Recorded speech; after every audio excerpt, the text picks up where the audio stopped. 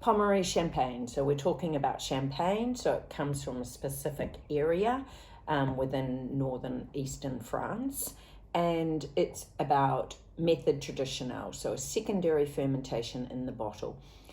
Madame Pommery is pretty much one of those famous, iconic women. She was living in a man's world, and she took over Champagne Pommery when her husband died in about 1858.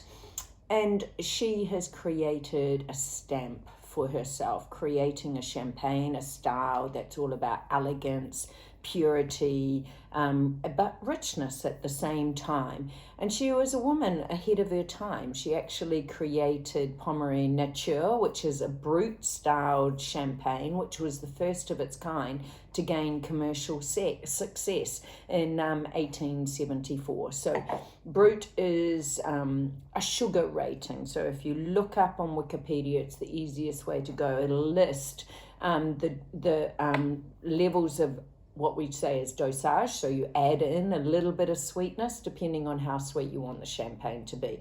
Like Nature is natural, 0 to 3 grams per litre, pretty much dry, and this has a little bit more, and that's brut, and this has pretty much set the standard and the benchmark for champagne styles around the world. So a pretty amazing woman, I have to say. And I have to say, in Champagne, it's about big houses, but this is a house that never ceases to impress me. And this wine is exactly that, non-vintage, so a blend of vintages, but just to smell the nose is heaven. You cannot smell that and not go Champagne. It's instantly distinctive. It's got that beautiful crisp green apples, almost like baked apple tart, apple custard, with this earthy complexity, like you're in a cave, underground cave, and the water's dripping down the walls, and it's quite moist and warm, and that wonderful smell of earthiness with really intense apple custard pie that you're eating at the same time. Divine. But this wine has a richness at the same time.